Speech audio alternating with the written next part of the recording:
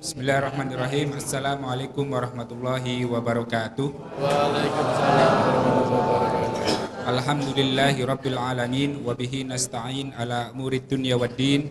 Wassalatu wassalamu ala asyrafil anbiya wal mursalin wa ala alihi wa sahbihi ajmain wa ba'd. Hadirin hadirat pemirsa TVmu dimanapun Anda berada, alhamdulillah puji syukur kehadirat Allah Subhanahu wa taala, pada malam yang penuh barokah ini kita bisa hadir atas perkenannya dalam acara pengajian pimpinan Pusat Muhammadiyah.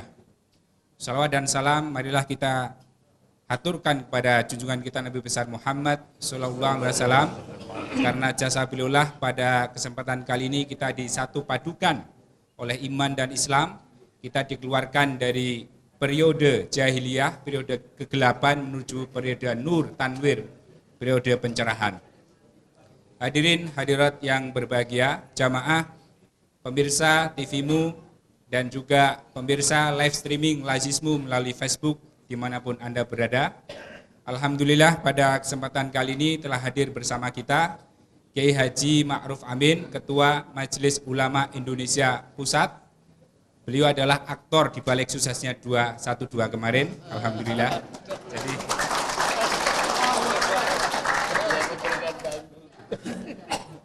Dan telah hadir juga bersama kita ayahanda kita Ketua Pimpinan Pusat Muhammadiyah Kiai Haji Ki Bagus Hajrianto Yetuhari. Dalam kesempatan ini nanti insya Allah kita punya banyak waktu untuk berdiskusi, dan sebelum berdiskusi kita akan mendengarkan tausiah dari kedua beliau, tokoh-tokoh umat, umat Islam di Indonesia. Kebetulan dan ketepatan Kiai Haji Ma'ruf Amin adalah Rois Am PBNU. Dan inilah pada malam hari ini kita menyaksikan dua tokoh umat Nahdlatul Ulama dan Muhammadiyah bersatu dalam satu majelis, dan kita akan membahas bagaimana kita berislam sebagai warga negara Indonesia, juga sebagai umat Islam di Indonesia dalam bingkai kebinekaan Tunggal Ika. Untuk mempersingkat waktu, sebelum nanti kita berdiskusi, marilah kita simak dengan tulus dan kerendahan hati qiraah yang insya Allah akan dibawakan oleh mahasiswa kita Ahmad Sani dari Institut Bisnis Muhammadiyah Bekasi. Luar biasa, ini mahasiswa yang sedang belajar ekonomi, ingin menjadi bisnis, tapi insya Allah nanti menjadi pebisnis yang syar'i. Waktu dan tempat kami persilahkan. Assalamualaikum warahmatullahi wabarakatuh.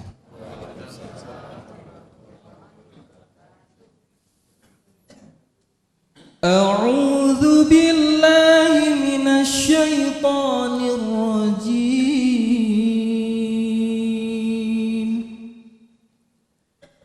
Bismillahirrahmanirrahim.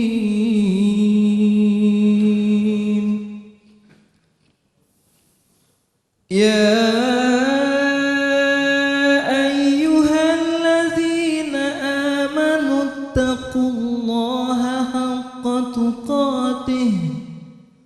haqqa tuqatih wa la tamutunna illa wa antum muslimun. Wa'tasimu bihablillahi jami'an wa la tafarraqu. Wadhkuru ni'matallahi 'alaikum idh kuntum a'da'an fa'alafa baina qulubikum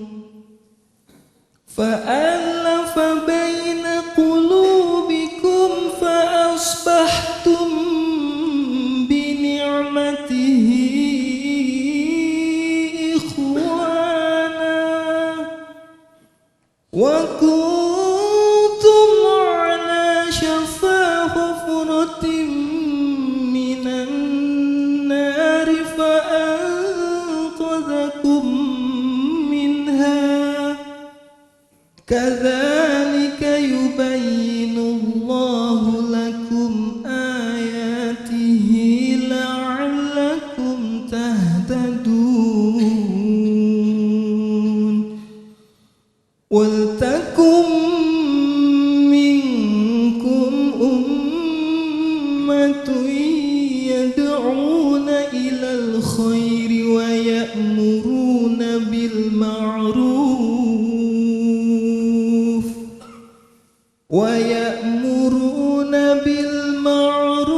وينهون عن المنكر وأولئك هم المفلحون ولا تكونوا كالذين تفرقوا واختلفوا من بعد ما جاءهم البينات وأولئك لهم عذاب عظيم يوم تبيض وجوه وتسود وجوه فأما الذين اسودت وجوههم أكفرتم بعد إيمانكم فذوقوا العذاب بما كنتم تكفرون وأما الذين ابيضت وجوههم ففي رحمة الله هم فيها خالدون تلك آيات الله نتلوها عليك بالحق وما الله يريد ظلما للعالمين. Sadaqallahul Azim. Assalamualaikum warahmatullahi wabarakatuh.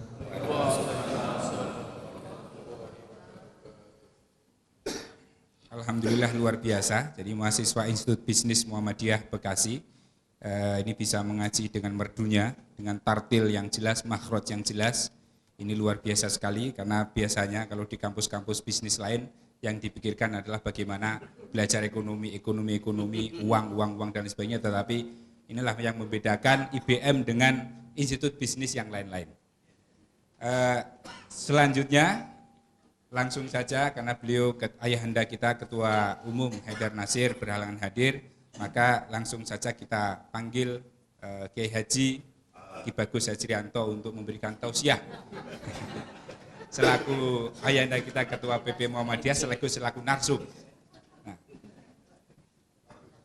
jadi pada kesempatan kali ini kita akan berdiskusi tentang berislam dalam bingkai Bhinneka Tunggal Ika. Jadi kemarin sebelum 212 seakan-akan yang peserta aksi 212 itu anti Bhinneka Tunggal Ika, bahkan ada setelahnya ada aksi parade Bhinneka Tunggal Ika, seakan-akan kita dihadap-hadapkan 212 tidak Bhinneka Tunggal Ika, umat Islam yang hadir pada 212 Monas kemarin tidak berbhinneka Tunggal Ika. Tapi insya Allah kita semuanya tetap menjunjung tinggi negara kesatuan Republik Indonesia yang berbhinneka Tunggal Ika. Bahkan kalau kita lihat sejarah, santri umat Islam itu adalah pelopor avantgardis atau yang berada di depan muka untuk melawan penjajahan dan mendirikan negara kesatuan Republik Indonesia ini. Untuk itu tidak berpanjang kata, kita persilahkan kepada Ki Bagus Hajrianto Tohari untuk memberikan tausiah. Tausiah watoniyah sekaligus tausiah ilmiah. Monggo silakan kepada ayahanda kita Ki Bagus Hajrianto Tohari.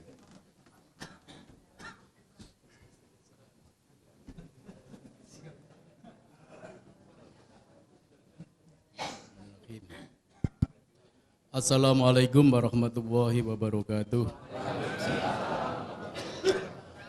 Alhamdulillahirrabbilalamin wa bihi nasta'inu ala umurid dunya waddin. Asyhadu an la ilaha illallahul malikul haqqul mubin wa asyhadu anna Muhammadan abduhu wa rasuluhu shadiqul wa'dil amin. Allahumma sholli ala Muhammadin wa ala alihi wa ashabihi ajma'in. Yang saya hormati Bapak Kiai Haji Ma'ruf Amin, Ketua Umum Majelis Ulama Indonesia Pusat, dan juga sekaligus Rois Am Nahdlatul Ulama, pengurus besar Nahdlatul Ulama, saudara moderator yang saya hormati, Andar Nubowo Dea, dan beberapa tokoh senior, ada Jenderal Purnawirawan Polisi Pak Jenderal Anton Tabah, lengkapnya Anton Tabah Digdoyo. Digdoyo itu sakti Mondroguno, ora tedas tapak paluning pandi. Ada juga abang kita Kiai Haji Ali Hardi Kiai Demak, kiainya 2, mantan anggota DPR RI. Ada juga Jenderal mantan Danjen Kopassus Pak Jenderal Muhdi PR. Bapak-bapak, ibu sekalian yang saya hormati, jamaah keluarga besar Muhammadiyah, serta para pemirsa TV-mu di seluruh Indonesia dan para pemirsa TV Lazismu streaming di seluruh dunia, karena biasanya diikuti oleh PCIM pimpinan cabang istimewa Muhammadiyah di seluruh dunia, dari Lahore sampai London, sampai dari Amerika sampai Afrika Selatan sana. Jadi Pak Kiai Haji Ma'ruf Amin karena sudah tokoh yang senior dan relatif sepuh, tidak perlu keliling menjumpai warga Muhammadiyah, cukup dengan pengajian bulanan ini sudah bersilaturahim dan berkunjung menemui seluruh warga besar Muhammadiyah. Bapak Ibu sekalian yang saya hormati, pada malam hari ini saya sebetulnya menjadi narasumber, salah satu narasumber Ketua Umum PP Muhammadiyah, Bapak Dr. Haidar Nasir, tidak bisa hadir, maka saya diminta untuk menyampaikan kata sambutan, pembukaan, dan sekaligus dilanjutkan dengan narasumber secara singkat. Oleh karena kita ingin mendengarkan lebih panjang lagi dari Pak Kiai Ma'ruf Amin, mungkin beliau nanti di samping akan menyampaikan uraian berkenaan dengan topik kita pada malam hari ini, berislam dalam kebinekaan, juga mungkin akan bercerita tentang 4.11 dan 2.12. Karena sebetulnya tokoh di belakang panggungnya beliau coba mempersilahkan kepada yang muda-muda, jadi panggungnya disediakan oleh beliau itu. Bapak Ibu sekalian yang saya hormati, topik kita adalah berislam dalam kebinekaan. Ya, sebetulnya umat Islam itulah umat yang paling siap hidup dalam kebinekaan. Umat yang paling siap untuk hidup dalam kemajemukan atau dalam multikulturalisme. Mengapa demikian? Oleh karena kitab suci Al-Quran itu adalah satu-satunya kitab suci yang berbicara tentang agama lain. Jadi kalau kitab-kitab suci yang lain itu tidak pernah berbicara tentang agama-agama yang lain. Jadi kebenaran itu cuma miliknya sendiri. Dia tidak berbicara ada kebenaran-kebenaran di luar dirinya.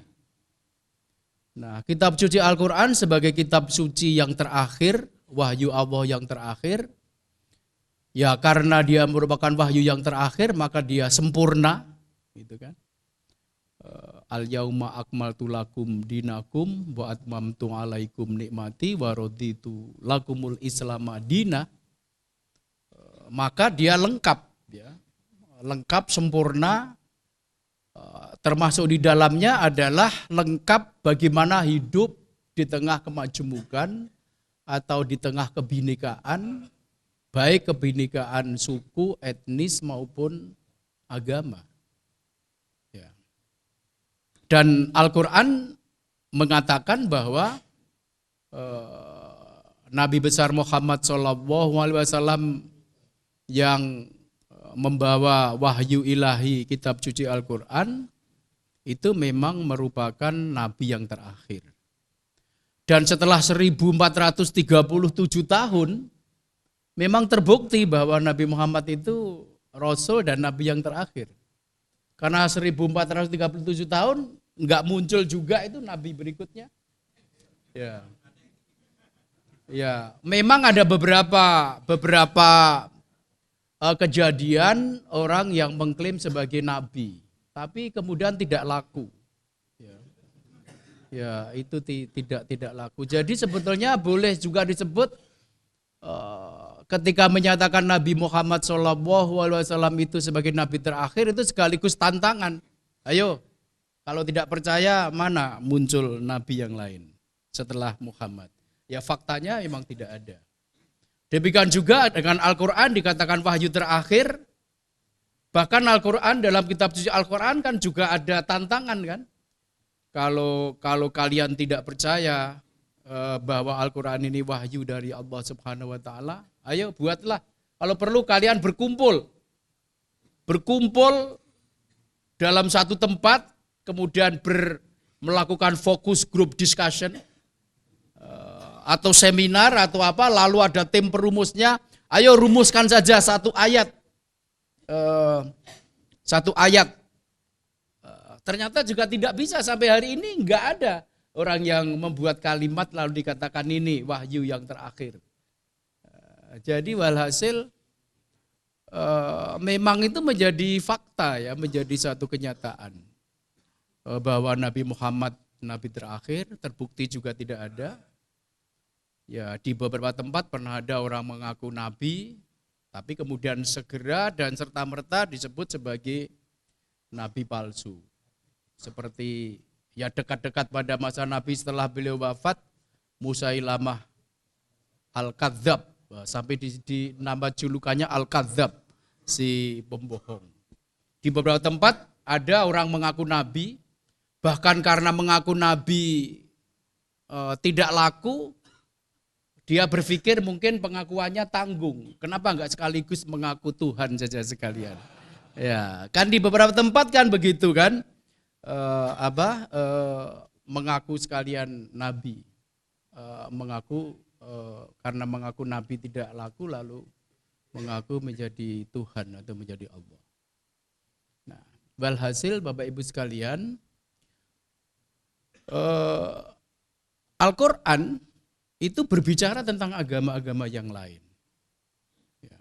Berbeda dengan kitab suci selain Al-Quran seperti Bible, ya, Injil, ya, atau Taurat, Weda dan sebagainya, tidak ada berbicara tentang agama yang lain. Jadi kebenaran itu tunggal dirinya sendiri, tidak membuka kemungkinan ada wahyu selain dirinya. Kalau kita belajar ilmu perbandingan agama itu sampai ada dalil di kalangan saudara-saudara kita Nasrani, itu ada sebuah dalil extra Christum nulla revelatio. Jadi di luar Kristum, di luar Kristen tidak ada wahyu. Lalu berlanjut ke apa? Extra ecclesia nulla sulus, di luar gereja tidak ada keselamatan. Nah, Al-Quran itu berbicara tentang wahyu-wahyu yang lain. Karena memang Islam itu klaimnya adalah wahyu yang dimulai dari nabi-nabi terdahulu. Maka kan beriman kepada Allah dan para rasulnya, kan? Beriman pada Allah dan para rasulnya, dan kepada kitab yang diturunkan sebelum kamu. Bahkan bukan hanya berbicara tentang kitab suci, tapi bahkan misalnya berbicara tentang puasa. Berbicara tentang puasa saja, Al-Quran itu mengatakan sebagaimana diwajibkan kepada orang-orang sebelum kamu. Kutiba alaikumusyamu kama kutiba min qablikum la'alakum tattaqun. Itu sebagai sebuah urut-urutan ya, sebagai urut-urutan. Jadi dari nabi-nabi terdahulu, rasul-rasul terdahulu, dan kemudian mencapai puncaknya, puncak kesempurnaannya pada masa Nabi Muhammad Sallallahu Alaihi Wasallam. Dan karena itu maka Al-Quran mengakui ada agama-agama yang lain dan berbicara tentang agama-agama yang lain itu. Bicara tentang agama Yahudi, berbicara tentang agama Nasrani. Memang kadang-kadang Al-Quran itu mengkritik. Mengkritik agama-agama yang lain itu. Tetapi juga kadang-kadang memuji. Yang benar dia puji. Tapi yang kemudian dianggap sebagai sebuah penyelewengan dari risalah yang universal, risalah kebenaran, risalah Islam, maka dia kritik. Misalnya Al-Quran mengkritik laqad kafarol ladina qalu innallaha salisu salasah. Misalnya, sungguh kafirlah orang yang mengatakan bahwa Tuhan itu 3 dalam 1, 1 dalam 3. Tapi di tempat lain Al-Quran mengatakan misalnya orang-orang Yahudi, orang-orang Nasrani, orang-orang Sabi'in tidak perlu khawatir.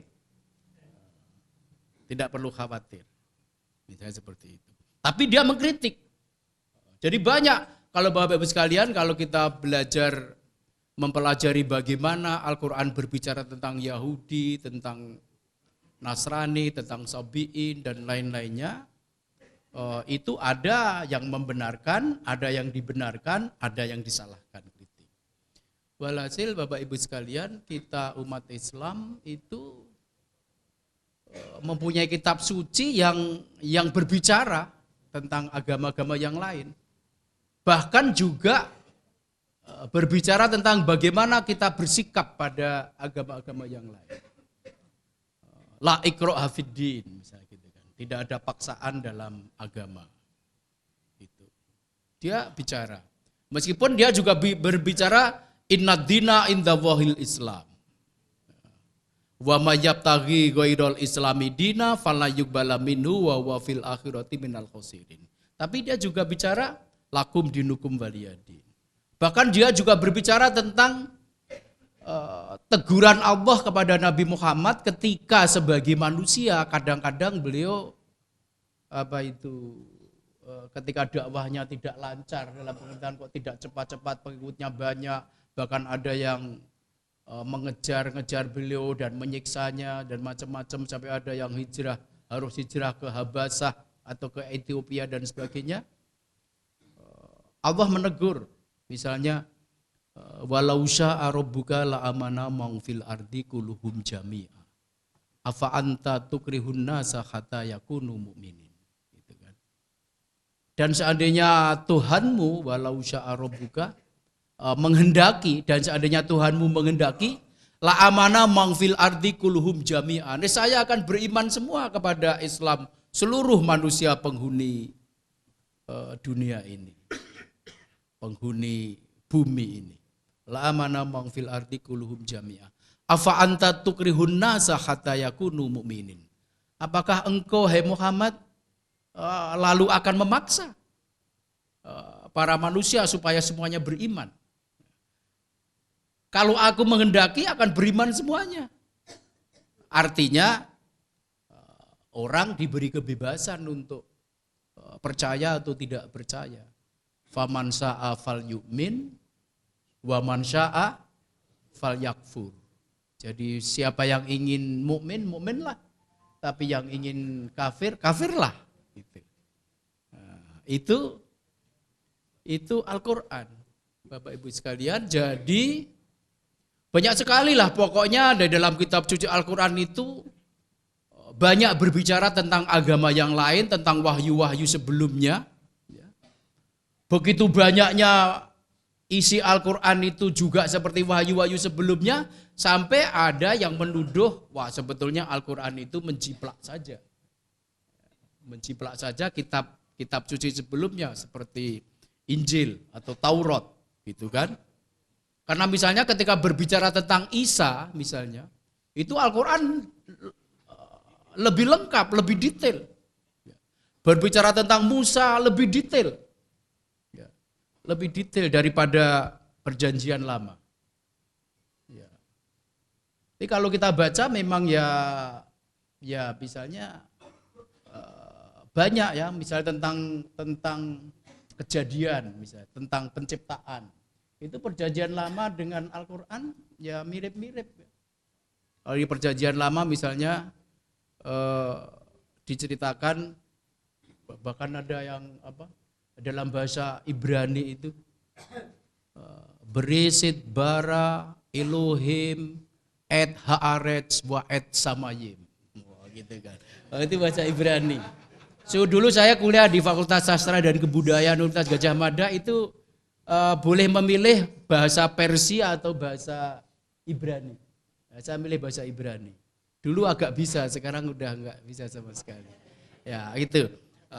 Seperti ayat Al-Quran saja proses-proses itu kemudian, tetapi ada beberapa ini kan. Karena memang Al-Quran itu beruntung.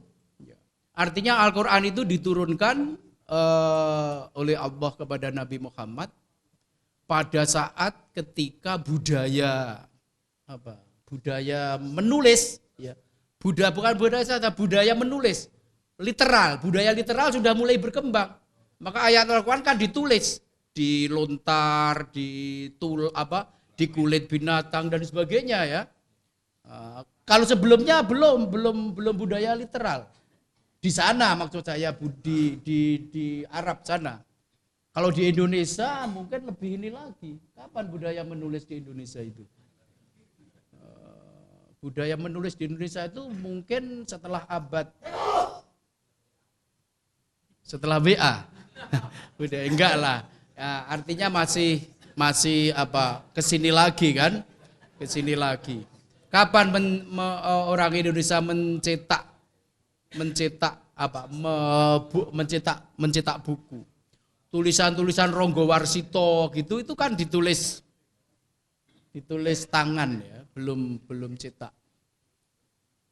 Nah, itu beruntung. Maka tingkat keaslian dan keabadian kitab suci Al-Quran itu terjaga. Ya. Apalagi Allah Subhanahu wa taala sendiri kan menjamin inna nahnu nazzalna dzikra wa inna lahu lahafidun.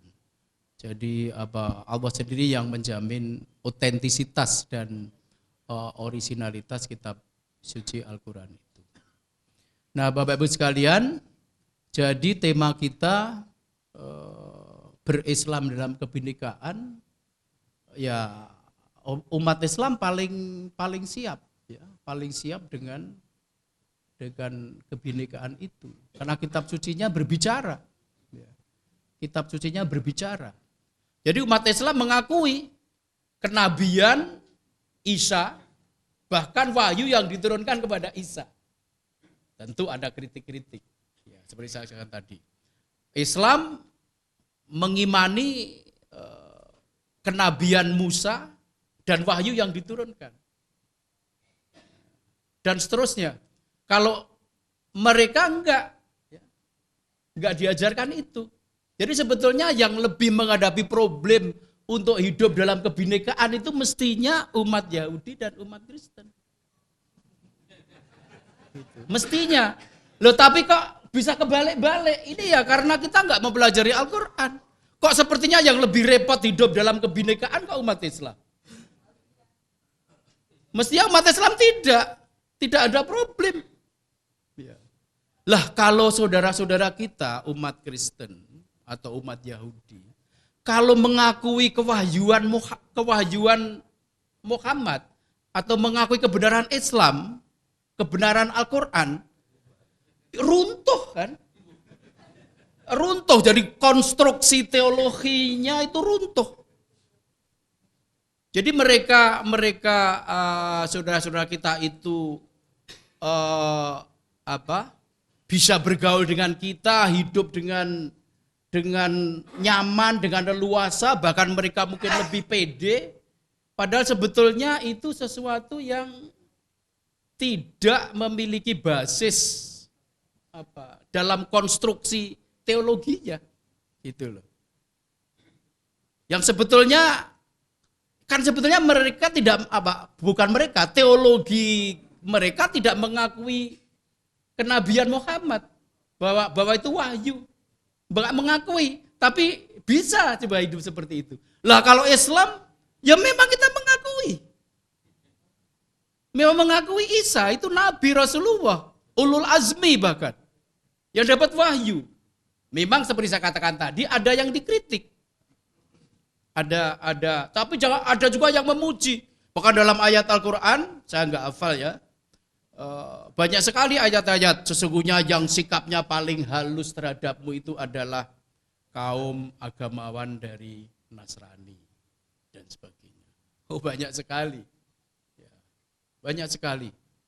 Bahkan dalam Al-Qur'an juga dikatakan Nabi Isa mengatakan bahwa Tuhan Allah Subhanahu wa taala itu berkirim salam kepadaku pada hari kelahiranku, pada hari kematianku. Jadi kalau kita niru-niru kirim salam kan juga enggak apa-apa. Ada Nabi Muhammad SAW. Jadi walhasil Bapak Ibu sekalian, secara teologi ini bukan secara secara nalar, secara teologi dan memang diajarkan itu tidak ada masalah. Maka dari itu dari dulu umat Islam itu tidak pernah punya masalah dengan kemajemukan, dengan kebinekaan. Ottoman Empire itu 65% penduduknya itu non-muslim. Kekhalifahan Turki Utsmani itu. Kekuasaannya kan sampai ke negara-negara, kalau sekarang negara-negara bekas Soviet, sampai Chechnya sana. Sampai Chechnya sana. Ibu kotanya di Istanbul, yang dulu Konstantinopel, tapi daerah kekuasaannya sampai 100 mil menjelang pintu gerbang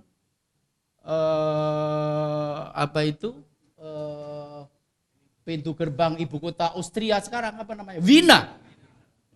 100 mil. Jadi negara-negara bekas Soviet itu banyak yang dulu wilayahnya Ottoman Empire. Jadi orang sampai Hungaria itu dulu jajahan, bukan jajah. Kalau sekarang sebutnya jajahan. Kalau Islam dulu kan menyebutnya bukan menjajah kan atau menaklukkan, tetapi fatah, membebaskan. Karena sebetulnya ketika dikuasai Islam, yang tadinya mereka itu dipimpin oleh kaisar atau raja yang menindas, Islam itu membebaskan mereka. Islam ketika berkuasa di Spanyol, di Andalusia 800 tahun. Ya, 800 tahun, loh, lama sekali. Islam di Indonesia ini udah 800 tahun belum? 800 tahun. Ya. Bisa hilang kan? Nah dulu ketika 800 tahun itu berkuasa, umat Islam nggak lebih separuh. Sekitar 40% saja. Yang lain tetap diberi kebebasan. Nah Islam itu tadi la ikraha fiddin. Mughal India, Kesultanan Islam Mughal, Kesultanan Islam Mughal itu Mughal Empire yang didirikan oleh Babur Khan dan sebagainya sampai terakhir sebelum Shah Jahan, sesudah Shah Jahan yang membangun Taj Mahal itu untuk mengenang istrinya Mumtaz Mahal itu, lalu sampai Aurangzeb, lalu beberapa sultan, lalu jatuh ke tangan Inggris, itu umat Islamnya 30%. Tapi kesultanannya Islam. Karena memang yang memulai tradisi untuk tidak memaksa rakyatnya beragama seperti agama kerajaannya itu Islam. Jadi pede ya orang Islam itu pada waktu itu. Jadi 30%, 40% berkuasa melindungi kebebasan. Jadi kita memang harus membaca sejarah-sejarah itu. Itu yang memulai Islam. Kalau sebelum Islam itu setiap sebuah negara atau kerajaan ditaklukkan, maka semua harus beragama sama dengan agama raja. Bahasa Jawanya itu agomo ageming aji. Agama rakyat itu ikut agama ini. Bahkan ketika Spanyol jatuh, yang orang diberi kebebasan tapi memilih dua alternatif saja. Tinggal tapi beragama Nasrani atau kalau enggak pergi. Gitu. Kalau nekat di situ ya dihukum mati. Ya. Itu jadi yang memulai tradisi itu. Maka dulu Profesor Dr. Hamka, Buya Hamka itu paling sering ketika nulis menyatakan kalau mau mewujudkan toleransi itu umat Islam harus mayoritas. Karena dengan mayoritas itulah maksudnya mungkin Buya Hamka pada waktu itu berkuasa. Karena dengan mayoritas itu semua orang minoritas di negara yang mayoritas muslim itu tidak ada masalah. Bahkan untuk meninggang itu sampai ada ajaran atau bukan ajaran, ada sebuah ketentuan dalam pemerintahan negara itu tidak mengenal mayoritas dan minoritas. Ya, kayak Indonesia ini sebetulnya kata mayoritas dan minoritas itu enggak ada. Jadi kalau orang menyebut kami ini minoritas sebetulnya inkonstitusional. Ya, itu ekstra konstitusional. Karena sebetulnya enggak ada dalam dokumen resmi apapun enggak ada. Karena negara ini memang dibentuk dengan sebuah konstruksi bahwa bukan untuk melindungi minoritas. Tetapi untuk melindungi segenap bangsa Indonesia. Enggak ada konsep mayoritas minoritas. Semua orang itu memiliki kedudukan yang sama di depan hukum. Karena kedudukannya sama, maka hak-haknya sama, kewajibannya sama. Itu saking menjunjung tingginya kebinekaan untuk menjaga itu.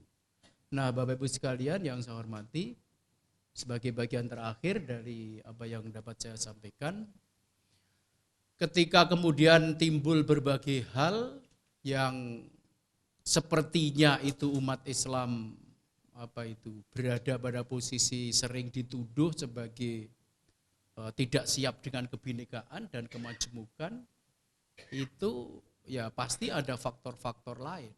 Karena itu tidak otentik. Karena umat Islam itu yang otentik itu nggak ada masalah dengan kebinekaan. Teologinya juga seperti itu. Ada masalah, misalnya soal kesenjangan. Di seluruh dunia, ini bukan hanya di Indonesia, kalau ada national disequilibrium, artinya ada ketidakseimbangan nasional, misalnya kesenjangan ekonomi, hanya ada kurang dari 1% rakyat Indonesia yang menguasai sebagian besar aset perekonomian nasional, dan sayangnya itu berhimpitan dengan etnis atau agama tertentu. Ini jadi masalah. Yang sebetulnya di negeri kita ini kalau dikatakan mayoritas minoritas, sebetulnya bisa ditanyakan siapa yang dimaksud mayoritas dan siapa yang dimaksud minoritas. Dan mayoritas minoritas itu secara apa? Secara numerikal dihitung per gundul mungkin yang disebut mayoritas itu umat Islam.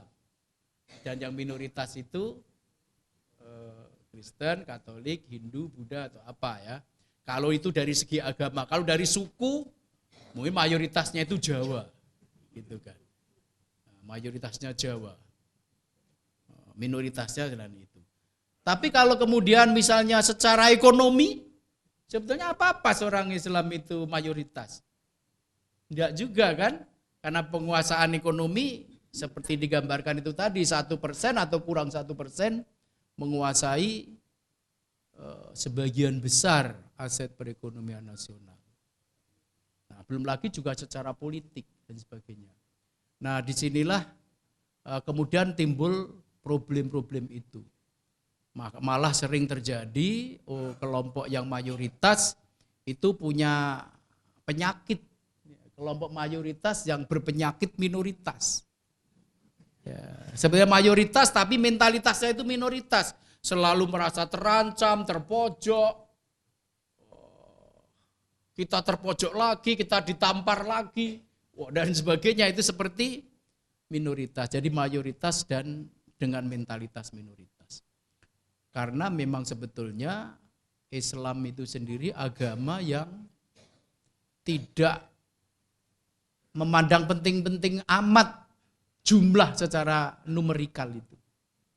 Ya, Islam sebetulnya sejarah pun juga menunjukkan itu. Banyak itu tidak selalu menentukan keunggulan, tidak selalu penting dalam kemenangan atau kejayaan. Seperti saya sebutkan tadi, Ottoman, kekhalifahan Turki Utsmani itu Ottoman Empire. Itu enggak ada 40%. Tentara-tentara Janisari ya. Janisari itu tentaranya Ottoman dulu. Kalau di Indonesia mungkin Kopassus itu, Pak. Tentaranya Ottoman itu dulu namanya Janisari. Janisari itu diambilkan dari seluruh daerah-daerah yang ditaklukkan Ottoman. Anak-anak remaja yang badannya bagus-bagus diambil dari segala macam agama. Dan ketika jadi Janisari, itu juga agamanya banyak yang tetap dalam agamanya. Maka Janisari itu kan pernah sangat kuat sekali juga kan, malah pernah memberontak pada masa Murad, Sultan Murad itu dia memberontak. Pada masa Sulaiman the Magnificent itu, yang Bapak Ibu melihat di TV Antv dulu, zaman kejayaan itu kan, itu Sulaiman yang agung. Tapi intrik-intriknya banyak kan, intrik-intriknya di istana Topkapi itu kan juga banyak karena punya istri muda Roxana, gitu kan. Itu dari Ukraina. Ya itulah kehidupan politik di kerajaan seperti itu. Lalu ada yang protes kan, itu menodai sejarah Islam. Ya sebetulnya tidak. Ya itu sejarah manusia. Manusia itu ya seperti itu. Ada kebaikannya, ada kekurangannya, ada kelebihannya, ada kekurangannya. Tidak ada yang sempurna kan. Ya Sultan Sulaiman yang agung ya tidak sempurna dia. Ya, tidak sempurna, apalagi kekuasaannya sangat besar. Itu melebihi Sriwijaya dan Mojopahit gitu kan. Itu Janisari seperti itu. Jadi jumlah itu tidak menentukan. Yang mayoritas juga belum tentu berjaya akan menang. Nabi dulu kalau berperang tentaranya dikit-dikit aja tapi menang kan. Ya betul, lawannya 1000, waktu perang Badar 1000 lawan berapa? 300, menang. Perang Uhud 3000, tentara Nabi enggak ada 1000, menang. Hampir semua perang yang dipimpin oleh Nabi itu tentara Nabi bukan lebih sedikit, bukan hanya lebih sedikit, jauh lebih sedikit. Bahkan pernah terjadi satu kali perang tentara Nabi yang lebih banyak, perang Hunain kan? Ya, perang Hunain kalah. Padahal perang Hunain itu menurut Abdullah Yusuf Ali dalam tafsirnya The Holy Quran itu. The Holy Quran Text Translation and Commentary itu jumlah tentara Nabi itu 14.000. Jumlah orang Hawazin yang diperangi itu 4.000. Dalam bukunya siapa ini yang menulis sejarah hidup Muhammad, Hayatul Muhammad, Husain Haikal. Ya, Husain Haikal itu tentara Nabi 12.000, Hawazin 4.000. Kalah. Saking pentingnya kekalahan itu bagi umat Islam, maka kemudian diabadikan dalam kitab suci Al-Qur'an kan. Laqad nasarukumullahu fi mawatina katsirah wa yauma hunainin id a'jabatskum kasratukum falam tughni angkum syai'a. Kata dalam Al-Qur'an. Sungguh Allah sudah memberikan pertolongan kepadamu di berbagai pertempuran. Wa yauma hunainin, dan ingatlah ketika terjadi perang Hunain, id a'jabatskum kasratukum. Ketika kamu itu takjub pada jumlahmu yang besar. Takjub. Itu Yusuf Ali dan Husain Haikal menceritakan bagaimana ketika berangkat dari Madinah, dari Makkah, Karena itu kan perang Hunain itu terjadi setelah Fathu Makkah. Jadi yang masuk Islam udah banyak itu, berbondong-bondong. Idza aja nasrullahi wal fath itu kan. Jadi banyak. Abu Sufyan sudah ikut perang. Muawiyah udah ikut Nabi, itu sudah masuk Islam. Amr bin As udah ikut. Tadinya belum. Ya.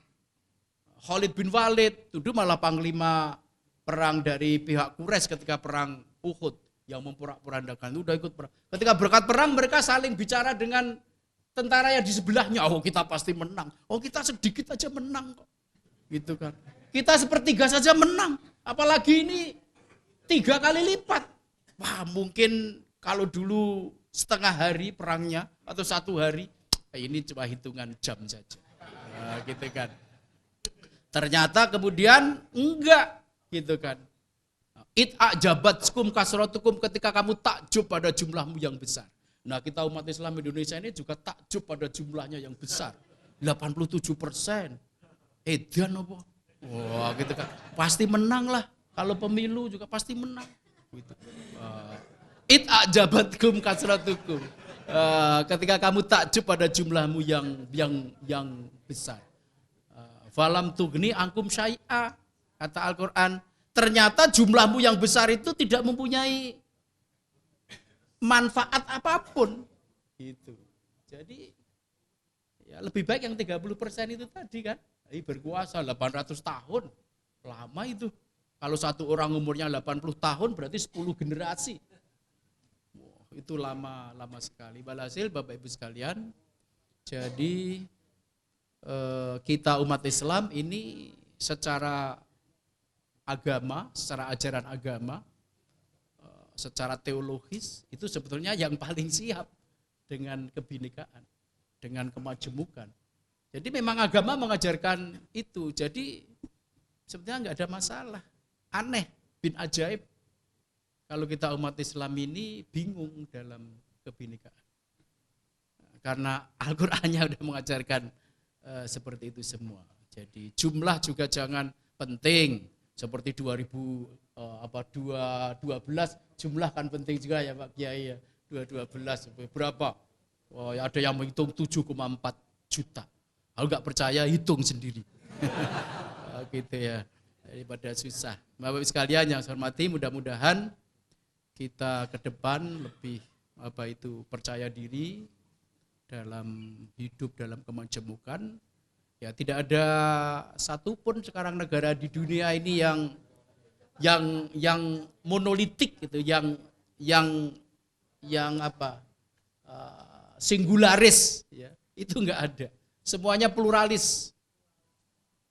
Majemuk.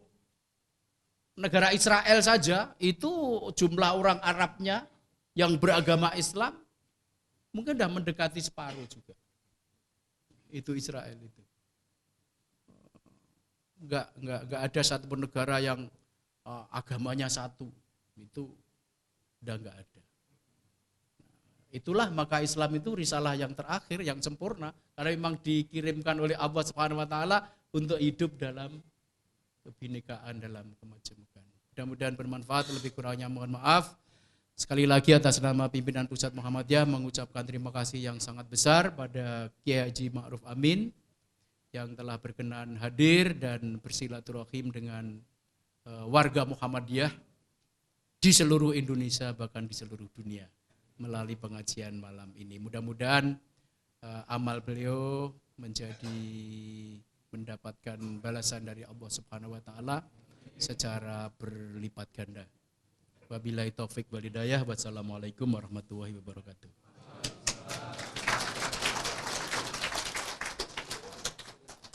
Terima kasih Ayahanda Kiai Haji Hajrianto Yatuhari yang telah menegaskan bahwa Islam itu adalah umat ya, agama atau umat Islam itu yang paling bersiap diri untuk hidup dalam kebinekaan. Nah ini mendapatkan sumbernya secara teologis maupun secara historis di dalam sejarah Islam sendiri. Baik pemirsa TV-mu dimanapun Anda berada, hadirin hadirat pengajian pimpinan Pusat Muhammadiyah yang dirahmati Allah Subhanahu wa taala, tibalah kita akan mendengarkan tausiah kubro dari Ketua Majelis Ulama Indonesia Pusat, Kiai Haji Ma'ruf Amin. Waktu dan tempat kami persilahkan.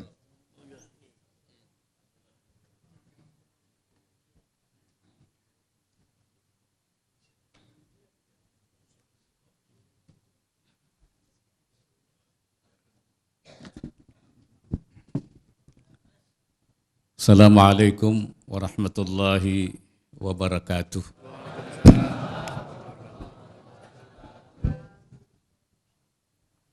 Bismillah walhamdulillah wassalatu wassalamu ala rasulillah Sayyidina wa maulana Muhammad ibn Abdillah wa ala alihi wa sahbihi wa man tabi'ahu wa nasarahu wa walah. Yang saya muliakan Bapak Tahari, Ketua PP Muhammadiyah, Bapak Jenderal Anton Tabah, Pak Jenderal Muhdi PR, Bapak Ali Hardi Kiai Demak, kiainya di tengah beliau ini. Mestinya Kiai Demak Ali Hardi, tapi beliau dibalik itu. Bapak-bapak dan ibu-ibu sekalian, saya merasa terhormat karena saya diundang dalam pengajian bulanan Muhammadiyah. Dan ini saya kira sudah, saya memang ketua umum Majelis Ulama, tapi saya juga Rais Am pengurus besar Nahdlatul Ulama. Jadi antara NU Muhammadiyah sudah tidak ada lagi batasan lagi sekarang.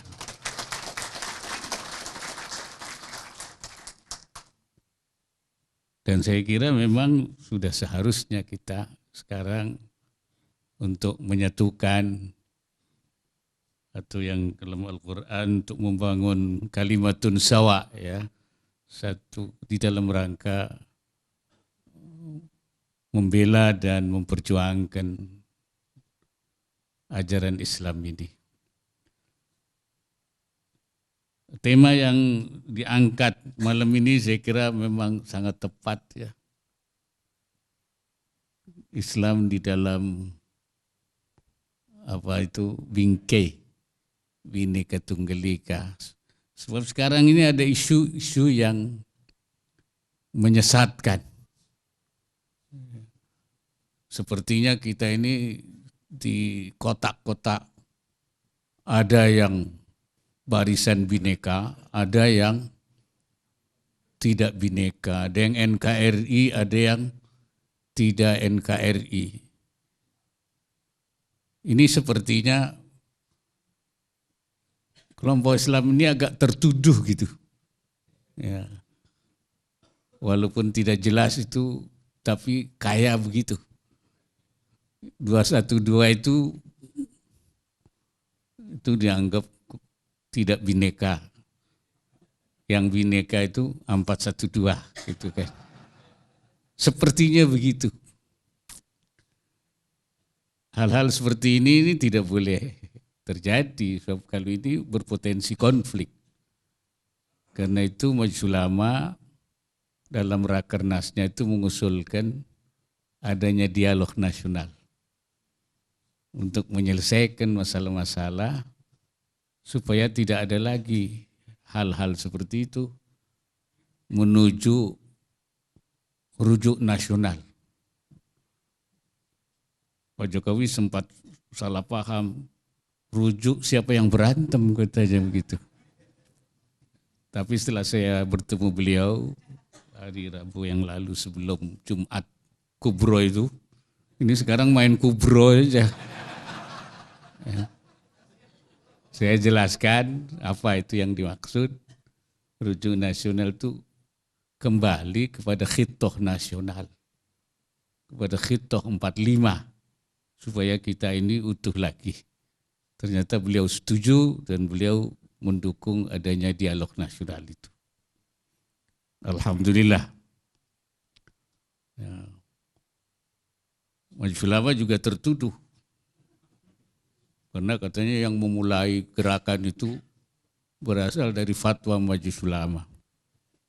Nah, memang fatwa Majelis Ulama itu selalu menjadi dasar apa yang dilakukan oleh pemerintah.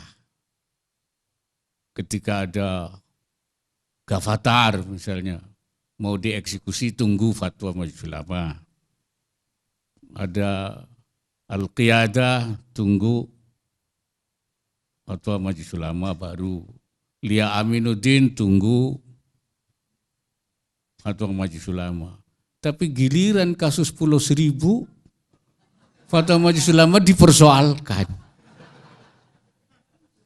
Karena itu kemudian timbul masyarakat gerakan nasional pembela fatwa. Saya kira baru satu-satunya di dunia itu fatwa dibela itu.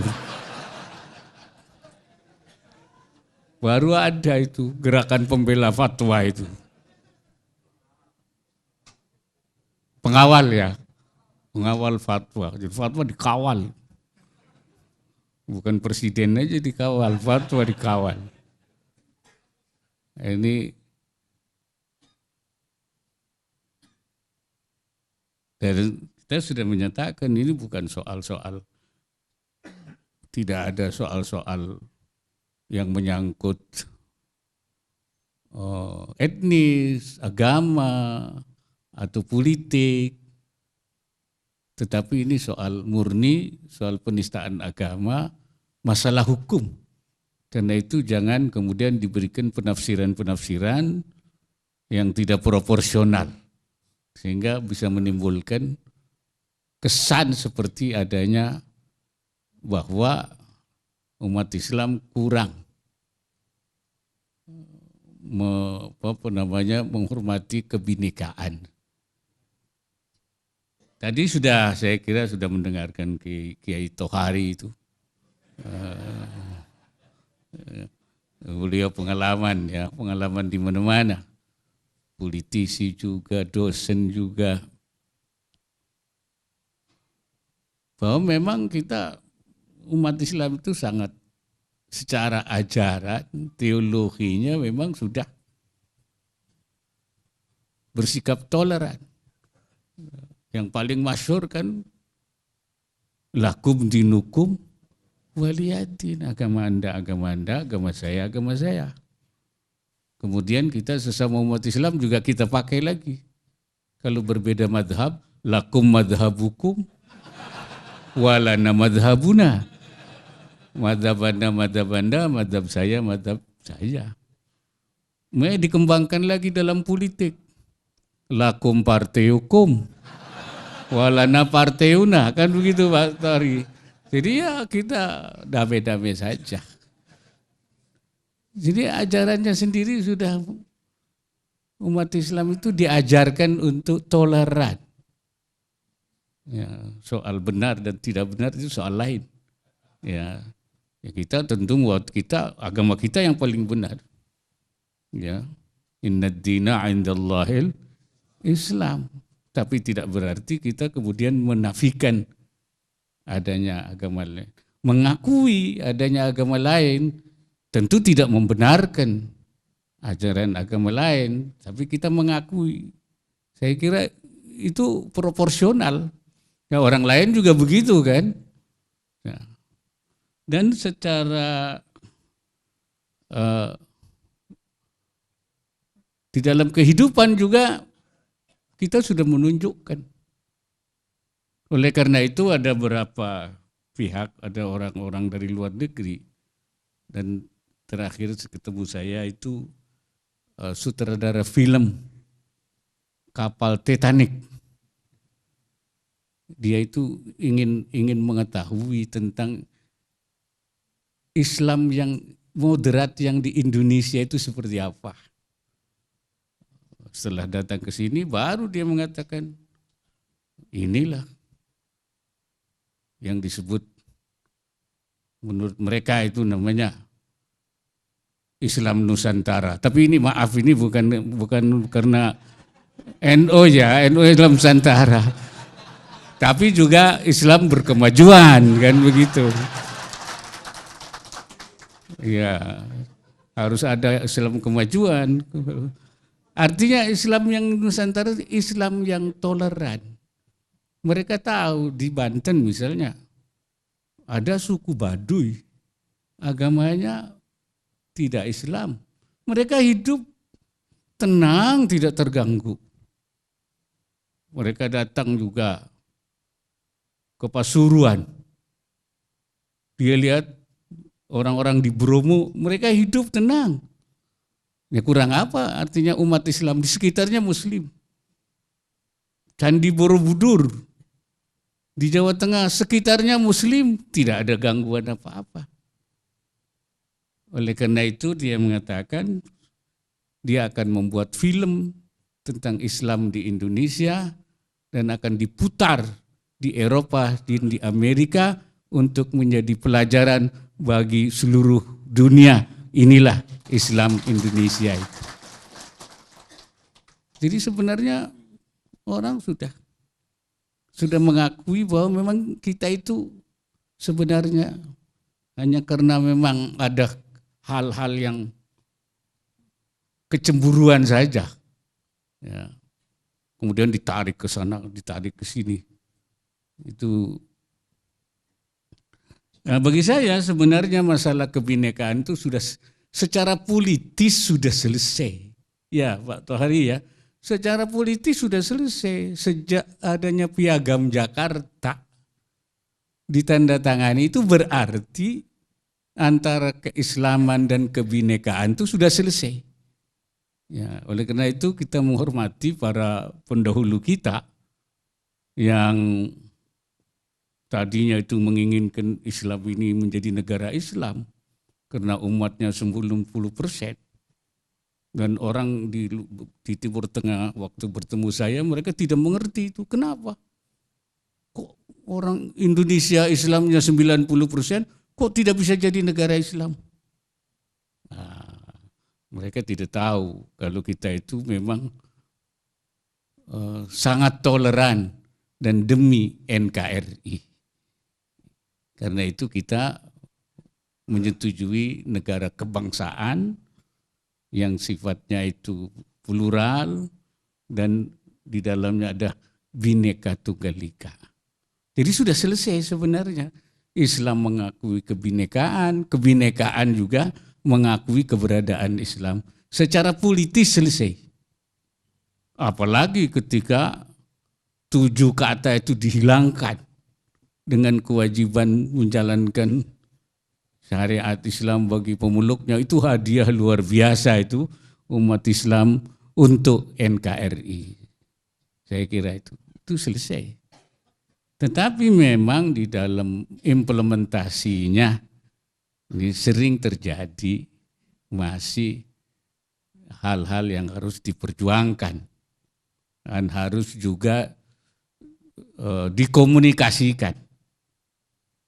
Andai kata 7 kata itu tidak hilang, nah itu tinggal kita mudah saja berdasarkan 7 kata itu, maka aturan-aturan Islam langsung bisa masuk dalam sistem nasional itu. Tetapi karena itu tidak ada, mungkin ini para pendahulu kita biarlah para nanti penerusnya itu supaya jangan terlalu enak, ya, supaya mau berjuang, berjihad, ya, supaya ikut berkeringatlah kasarnya itu, sehingga kita itu harus berjuang untuk memasukkan nilai-nilai Islam, ajaran Islam di dalam sistem nasional itu. Saya kira itu hal yang memang ini menjadi perjuangan kita. Tetapi menurut aturan itu terbuka buat kita. Islam menurut saya selain akidah itu juga cara berpikir, fikrah. Islam itu juga cara berpikir. Yang di dalamnya itu bahwa Islam itu adalah ada aturan-aturan ada nizam rabbani, ada wad'un ilahiyun yang harus kita patuhi dan harus kita laksanakan. Ada ma atakumur rasulu fakhudhu wa ma nahakum anhu fantahu. Jadi yang dibawa oleh Rasul itu ambil, yang dilarang supaya kita. Ini yang harus kita pegang teguh.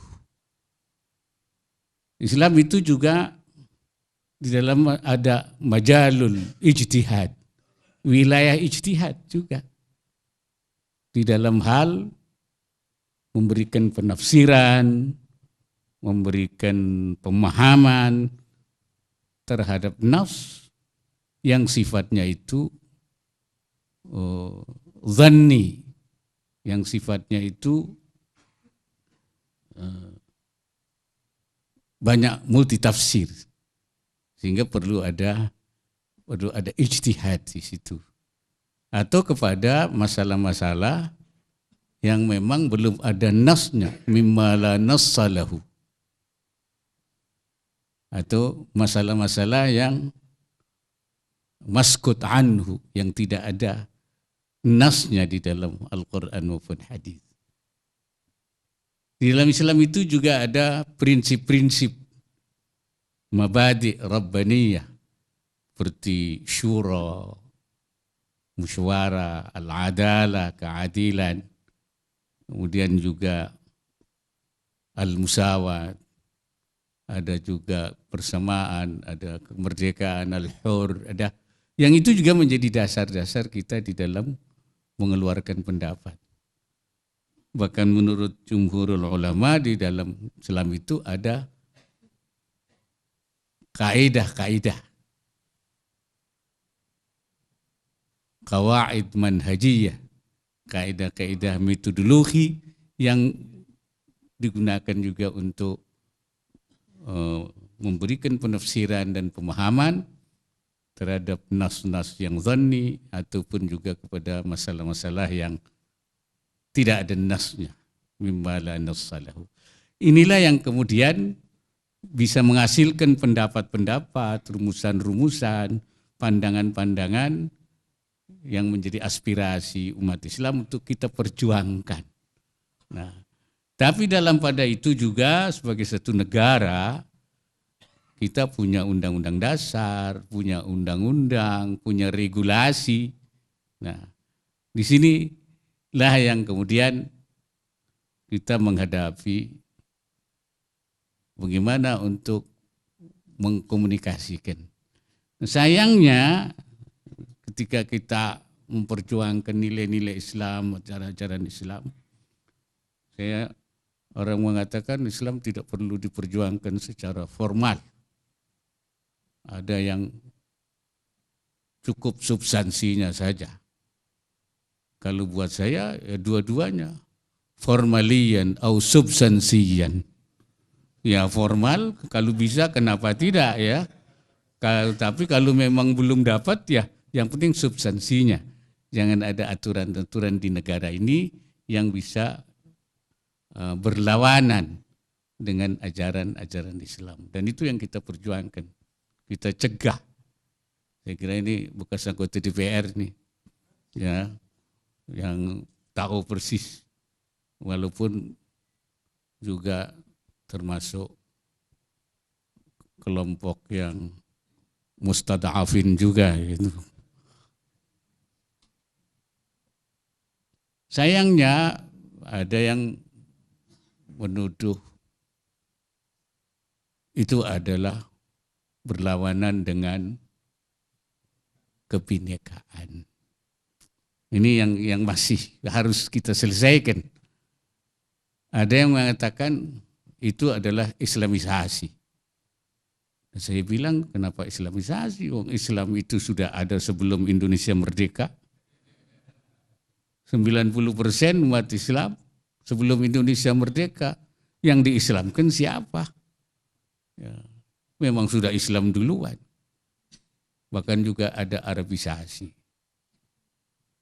Di dalam hal-hal yang sifatnya personal, yang sifatnya itu ya ibadah mahdhah, itu memang tidak begitu sulit. Karena itu memang tidak menyangkut soal perundang-undangan.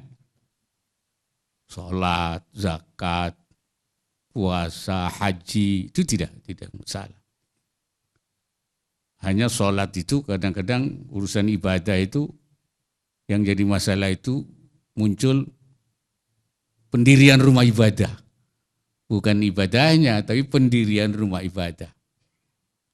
Tapi alhamdulillah kita sudah punya peraturan bersama Menteri Agama dan Menteri Dalam Negeri yang isinya sebenarnya itu merupakan kesepakatan antara majelis-majelis agama. Sudah ada kesepakatannya, jadi kalau ada persoalan di dalam pendirian rumah ibadah, itu bukan karena tidak ada aturannya, tapi karena ada pelanggaran yang dilakukan. Sebenarnya tinggal menertibkan saja. Puasa juga enggak ada masalah saya kira. Hanya yang menjadi masalah itu isu tentang menghormati orang yang puasa apa menghormati orang yang tidak puasa. Itu yang berkembang isunya. Kalau di daerah mayoritas non-muslim, ya orang puasa yang harus menghormati orang yang tidak puasa. Tapi kalau di daerah mayoritas muslim, orang yang tidak puasa yang harus menghormati orang yang puasa. Nah, kalau di daerah mayoritas muslim orang puasa harus menghormati orang yang tidak puasa, itu logika terbalik kalau begitu itu. Nah ini yang harus juga diluruskan saya kira itu. Masalah zakat, karena ini menyangkut masalah uang, maka perlu juga ada undang-undang. Juga tidak begitu persoalan. Masalah haji karena menyangkut banyak orang, kemudian supaya tidak terjadi pelayanan yang juga ada undang-undangnya. Jadi sebenarnya sudah kita lakukan itu.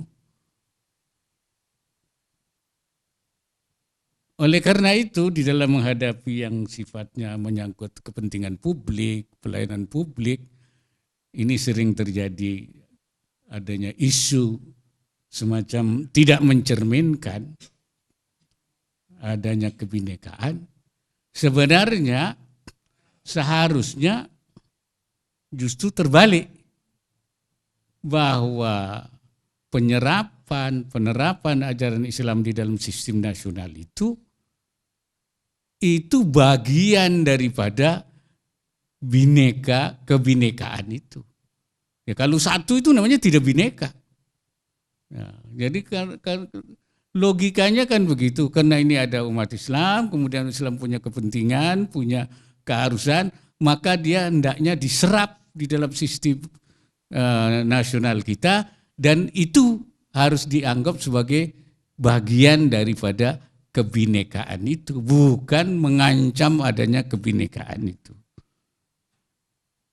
Menurut hemat saya yang paling harus kita lakukan ya pertama, melakukan edukasi, sosialisasi kepada umat Islam, khususnya anggota DPR, ya, tentang cara berpikir Islami itu, ya, supaya mereka itu paham bahwa orang Islam itu harus begini cara berpikirnya. Ya, ini yang harus kita lakukan supaya cara berpikirnya seluruhnya itu sama. Kalau kita belum mampu menyamakan cara berpikirnya, ya seperti yang dikemukakan oleh Pak Tohari itu, walaupun banyak, tapi juga perannya kecil. Katsirun fil jumlah, qalilun fid daurah. Besar jumlahnya, kecil peran. Karena itu selalu kalah terus. Ya, kalau Nabi dulu itu kecil tapi besar. Kamin fi'atin qalilatin ghalabat fi'atan katsira. Kalau kita sekarang terbalik, Doanya pun kadang-kadang enggak apa namanya itu, enggak manjur. Kita yang berdoa, Allahumma farriq jam'ahum, Allahumma farriq jam'ahum. Mudah-mudahan kelompok mereka itu dipecah belah. Yang pecah kita malah terbalik. Kok doanya balik ke sini? Yang pecah umat Islam. Minta orang lain yang supaya pecah, kenapa kita yang pecah? Dan kedua, kita juga mengedukasi dan memahamkan kepada seluruh bangsa ini, ya, bahwasanya ketika umat Islam memperjuangkan aspirasinya sesuai dengan ajarannya, itu bukan merusak kebinekaan, tapi itu adalah bagian daripada kebinekaan itu sendiri. Nah, ini yang harus dipahamkan, ini bukan merusak, ini bagian dari kebinekaan itu. Jadi kenapa ini jadi merusak kebinekaan? Padahal ini realitasnya ada, umatnya ada, ajarannya ada, aspirasinya ada. Dan tidak mengganggu kebinekaan itu. Nah, ini yang belum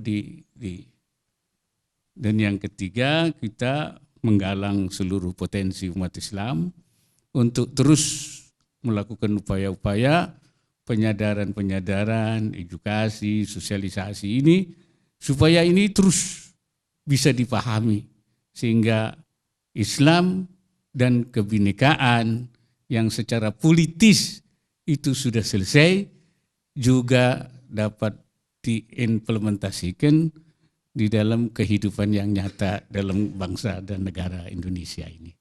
Dan itu perjuangan kita yang masih masih panjang, tentu saja dengan cara-cara yang baik, cara-cara yang demokratis, cara-cara yang konstitusional. Saya kira itu, ya, karena saya ini sudah tua, saya tidak sekuat Pak Kiai Tohari, ya. Tapi saya kira itu mudah-mudahan sudah cukup apa yang dapat saya sampaikan, dan kurang lebihnya mohon dimaaf. Aqulu qauli hadza wa astaghfirullahal azim. In uridu illa al-islah wa ma taufiqi illa billah. Wabillahi taufiq wal hidayah. Kalau di NU itu wallahul muwaffiq ila aqwamit thariq. Wassalamualaikum warahmatullahi wabarakatuh.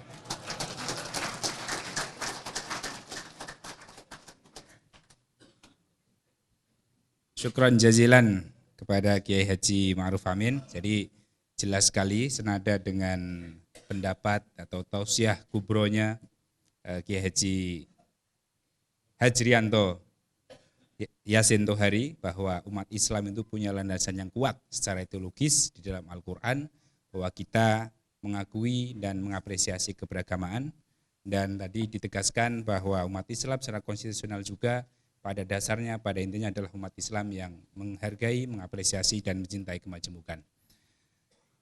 Tapi begini Pak Kiai, kalau kita ke mal-mal, ke bandara, beberapa ya, terus kemudian ke hotel-hotel, kadangkala ini kita sebagai umat Islam yang katanya secara numerikal, secara jumlah itu banyak. Tapi kalau kita kencing itu Masya Allah khususnya bukan main untuk untuk membersihkan gitu kan. Karena toiletnya itu toilet harus geser dan lain sebagainya. Jadi ini penting juga, kita umat Islam yang kalau harus bersuci setelah berhadas, tetapi tidak difasilitasi dengan hadas dengan toilet yang baik. Nah, ini juga penting sekali menjadi konsen kita. Maka menurut saya perlu juga kontraktor muslim untuk mendirikan hotel dan lain sebagainya, sehingga tahu betul bahwa umat Islam juga berhadas. Ini bagian dari problem kita, bahwa kita sebagai umat Islam juga seringkali kurang mendapatkan fasilitas untuk bersuci, begitu. Kita masih punya waktu sampai jam 10, dan kita live 2 TV yang luar biasa, jadi TVmu dan juga TV Lazismu yang bisa dilihat melalui streaming Facebook. Hadirin yang berbahagia, jamaah TVmu dan Lazismu streaming Facebook dimanapun Anda berada, tiba gilirannya kita untuk bertanya. Tadi kita mendengarkan tausiah kubro dari Kiai Kubro juga, dari Kiai Hajri dan juga Kiai Ma'ruf Amin. Saya buka 3 penanya. Silakan. Nanti sebutkan namanya singkat saja. Terus kemudian yang kedua, terus Pak Jenderal Anton Tabah. Silakan. Pak. Bismillahirrahmanirrahim. Assalamualaikum warahmatullahi wabarakatuh. Waalaikumsalam. Al-Mukarramun, Pak Yai Ma'ruf Amin, Pak Mas Kiai Tohari.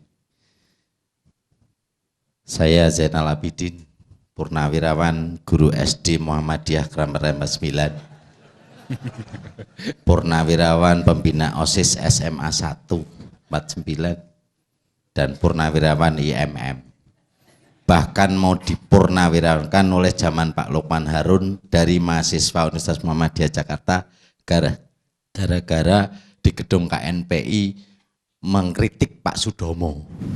Alhamdulillah ada Buya A.R. Fahrudin. Kami dibantu. Terima kasih. Saya menyampaikan di sini alhamdulillah langsung saja.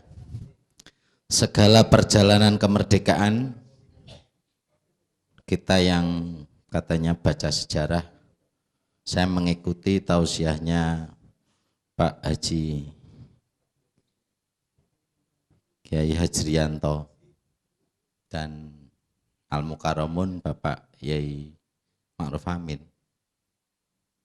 Semua di tempat alam. Di sini alakoh kecil. Tadi saya tertarik yang kecil yang berbobot kayak kecilnya cabai rawit.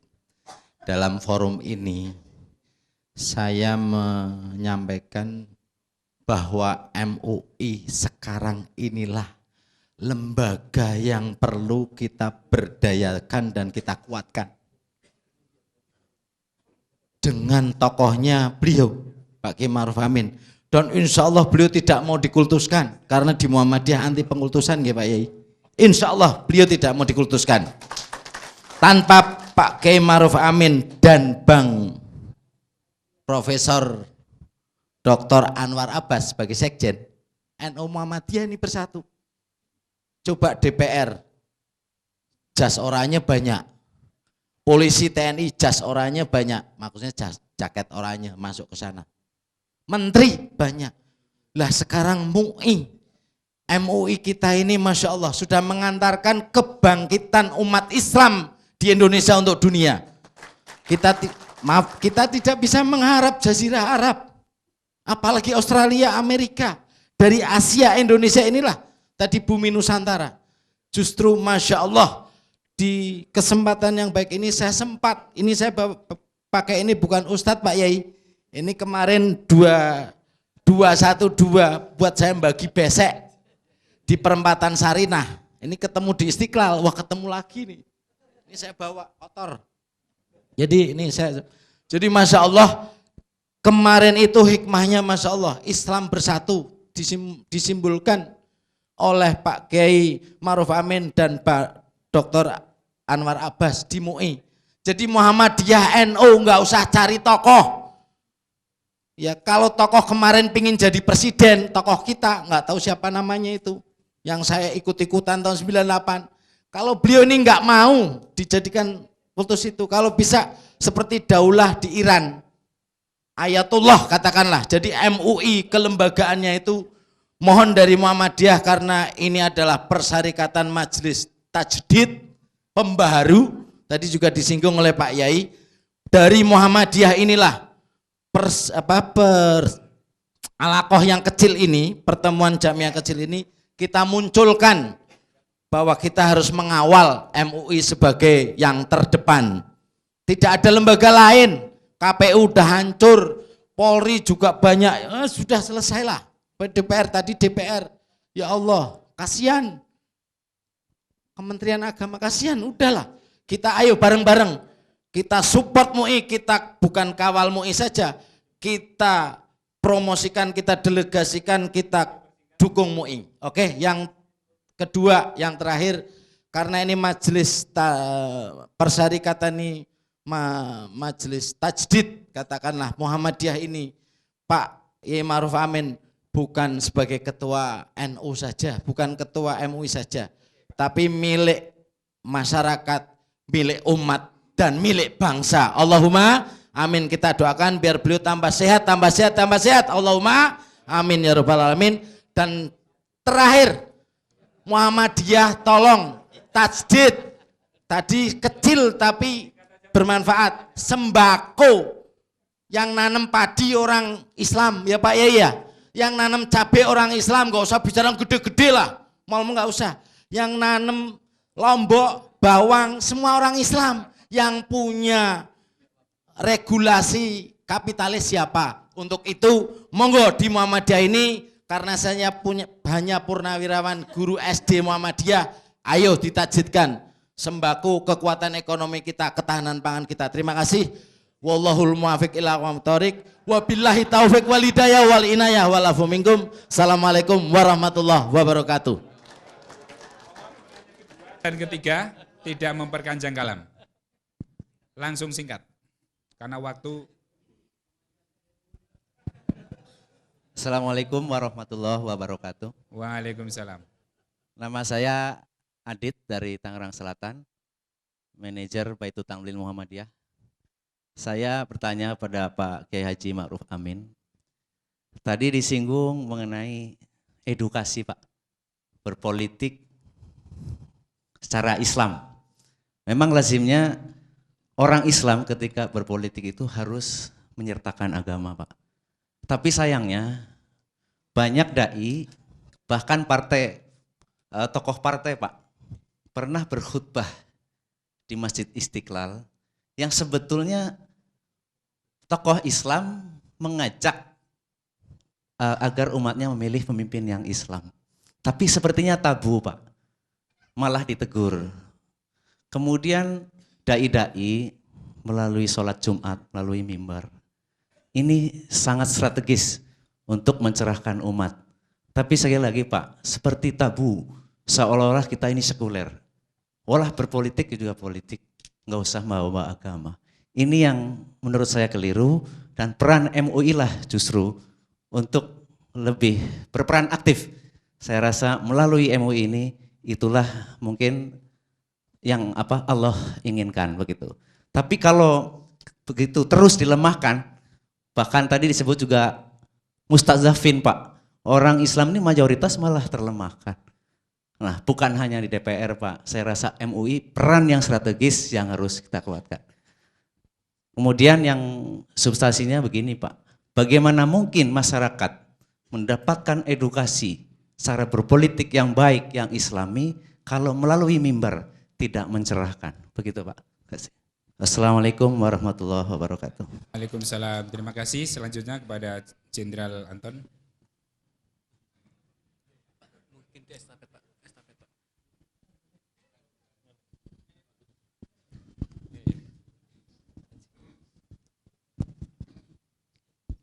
Assalamualaikum warahmatullahi wabarakatuh. Diri Pak, silakan Pak. Saya Anton Tabah Tiktoyo Pak.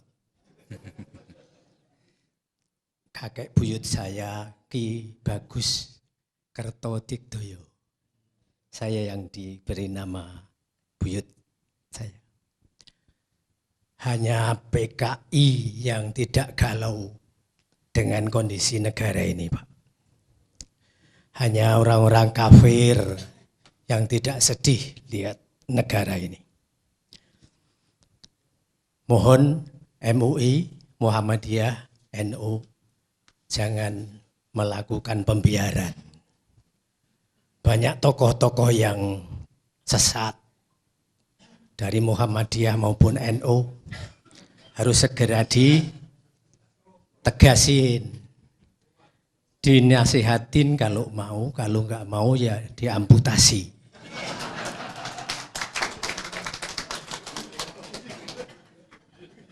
Yang tidak pantas dipanggil Buya ya ndak usah dipanggil Buya. Panggil Koh saja. TV dunia biar muat. Yang kedua, saya yang nangkap Permadi Pak. Ketika saya Kapolres di Jogja, saya tangkap, saya tahan, dan alhamdulillah divonis di penjara. Dimuat di media-media.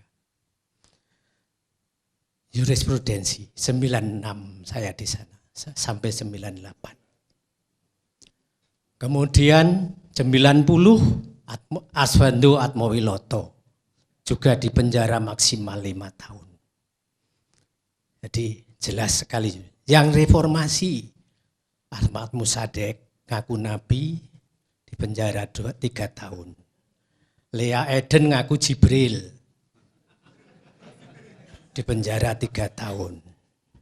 Kemudian yang kemarin 2016 Ibu Rusgiani hanya mengatakan Canang tempat sesaji Hindu ini kok kotor sekali.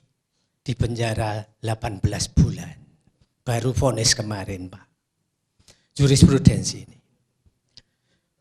Hukum ini sudah pasti dan penistaan agama termasuk crime index dalam kepolisian menimbulkan derajat keresahan yang sangat tinggi. Makanya berjuta-juta yang tidak terima, bahkan seluruh dunia. Hanya Indonesia yang punya undang-undang penistaan agama untuk menetralisir ini. Apakah mau seperti Charles Hebdo di Swedia? Ketika majalah Charles Hebdo menghina Islam, di Berondong senapan mesin 22 tewas. Pemret dan Red Pelnya. Yang terbaru 10 Oktober kemarin, Letnan Mumtaz Hussein nembak hakim di persidangan, Letnan polisi itu. Dengan 9 peluru. Karena hakimnya mengatakan hukum Islam sudah kadaluarsa. Apa mau seperti itu? Saya siap. Saya siap. Saya kemana-mana bawa pistol, Pak. Atau mau itu kayak gitu. Kalau mau saya itu. Mohon yang tegas, MUI harus tegas kawal ini. Ya, yang terakhir, metode boikot sangat tepat. Metode boikot ketika Swedia membuat karikatur Nabi, langsung diboikot seluruh negara Islam tidak membeli produk Swedia. Kolab sekarang dulu melarang azan, melarang mahkota masjid, sekarang masjid dibangun berpuluh-puluh, suara azan bergema di Swedia. Ya. Jadi itu Bapak, mohon MUI, Muhammadiyah, NU karena ini keluarga organisasi besar yang tegas. Saya SD Muhammadiyah Pak di Ngudian, SMP SMA di Katolik. Tapi saya memperdalam ini. Innama halaka mangkoblakum idza syarokal ada sarifu saroka sorifu tarikal hada wa idza syarofa do'ifu akomal hada. Ketika orang-orang pejabat penting berbuat jahat, hukum tidak ditegakkan, dan ketika orang lemah berbuat jahat, hukum ditegakkan, itulah kerusakan bangsa-bangsa. Nah, seandainya Ahok nanti sampai bebas, apa yang akan kita lakukan? Ini ya jawab. Saya kira itu mudah-mudahan ini menjadi siap. Semua. Yang terakhir sekali Pak, supaya tadi tidak membiarkan tadi saya ulang, pembiaran tadi supaya jangan diteruskan, supaya diamputasi yang nggak bisa. Saya kira itu. Wassalamualaikum warahmatullahi wabarakatuh. Waalaikumsalam. Terima kasih Pak Jenderal Anton Tabah.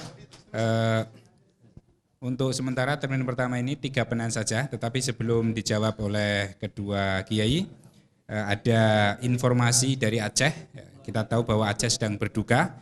Ini informasi dari tim MDMC Lazismu yang sejak awal gempa sudah langsung terjun untuk menolong para korban gempa. Sekarang sudah ada tercatat 102 orang meninggal, kemudian 146 luka berat, dan 616 luka ringan.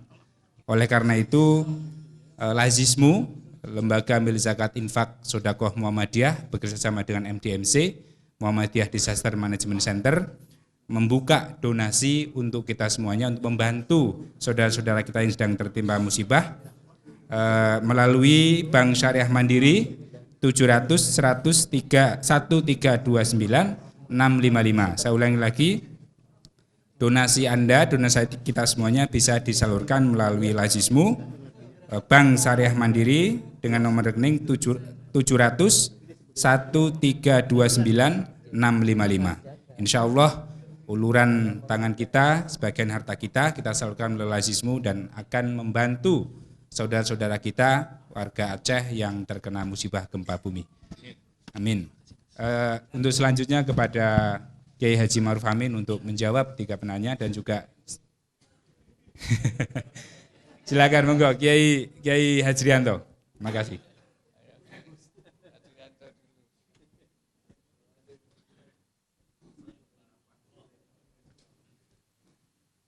Ya, saya sebetulnya ingin Pak Kiai Haji Ma'ruf Amin dulu yang menjawab, sehingga giliran saya sudah waktunya habis gitu. Terima kasih Pak Zainal Abidin, Purnawirawan Guru SD tadi, Pak Adit dari Banten, lalu Pak Anton Tabah Tiktoyo, nanti yang ke MUI Pak Kiai yang akan menjawab, Pak Yainal dan Pak Adit. Ya, saya jawab dalam satu ini. Yang pertama tentang kepemimpinan. Ya, umat Islam ini di samping menghadapi berbagai faktor, tapi yang sangat utama itu adalah soal kepemimpinan. Sudah sekian lama umat Islam tidak memiliki figur yang dapat mempersatukan kekuatan umat Islam yang jumlahnya sangat besar itu. Dan karena itu sampai hari ini umat Islam itu masih sering disebut sebagai hanya mayoritas angka, numerical majority, mayoritas angka, dan belum menjadi mayoritas secara teknis. Maka sering disebut-sebut sebagai numerical majority tapi technical minority. Umat Islam masih disebut hanya atau baru menjadi kekuatan solidaritas. Hanya menjadi kekuatan solidaritas yang artinya adalah kekuatan umat Islam itu masih pada tataran potensial, belum menjadi kekuatan yang aktual. Ini karena banyak faktor seperti saya sebutkan tadi. Yang pertama ada faktor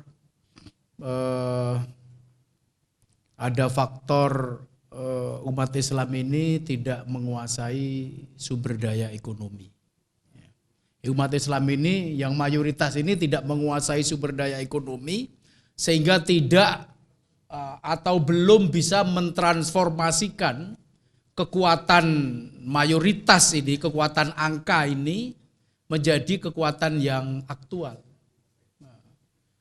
Karena apalagi ketika kita memasuki era seperti sekarang ini, yaitu era politik biaya tinggi, high political cost. Jadi ketika biaya tinggi, ya umat Islam tidak menguasai sumber daya ekonomi, ya akhirnya tidak memiliki kemampuan atau kekuatan logistik.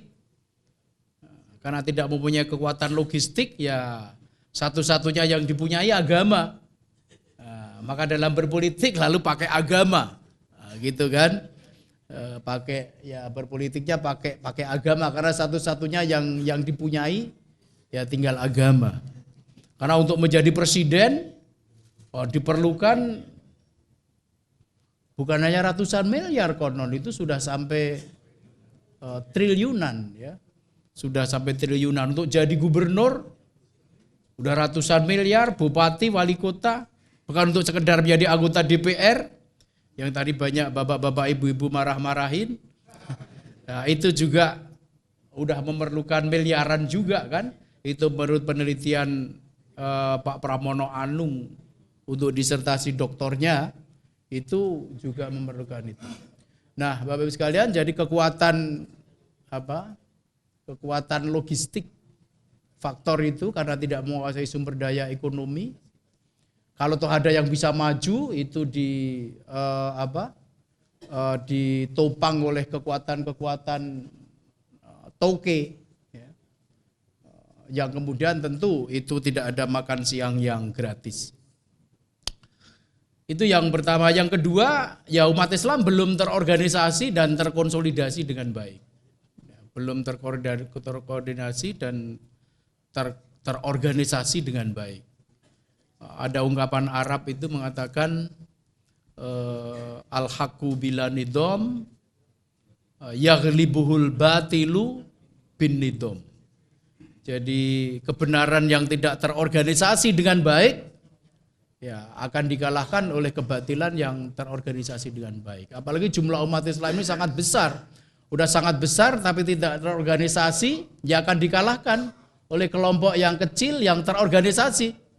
Tadi Kiai Ma'ruf juga sudah menyampaikan kepada kita, kamin fi'atin qalilatin ghalabat fi'atan katsiratan biidznillah. Betapa banyak terjadi fi'atin qalilatin, kelompok yang qalilah, yang sedikit. Sedikit itu bahasa Jawanya sidik. Bahasa Indonesianya banyak. Bahasa Inggrisnya majority. Lalu masuk lagi ke bahasa Indonesia menjadi mayoritas, ya, kelompok yang sedikit mengalahkan kelompok yang banyak. Jadi sebetulnya sedikit itu bisa juga dibaca dengan minoritas. Betapa banyaknya kelompok yang minoritas mengalahkan kelompok yang mayoritas atas izin Allah. Tapi dalam Islam seperti kata Fazlur Rahman itu, izin Allah kan tidak pernah disampaikan secara sewenang-wenang. Nah, jadi Allah itu juga tidak akan memberikan izin sewenang-wenang. Kalau sekolahnya enggak akademi militer, ya enggak diizinkan oleh Allah jadi jenderal ya Pak Muhdi. Ya gitu. Kalau enggak jadi dokter ya enggak diizinkan oleh Allah jadi profesor, kira-kira gitu. Ya jadinya bukan prof yang pakai huruf F, profesor, tapi jadinya ya prof pakai huruf V, provokator. Gitu kan. Jadi ya izin Allah itu tidak diberikan sewenang-wenang.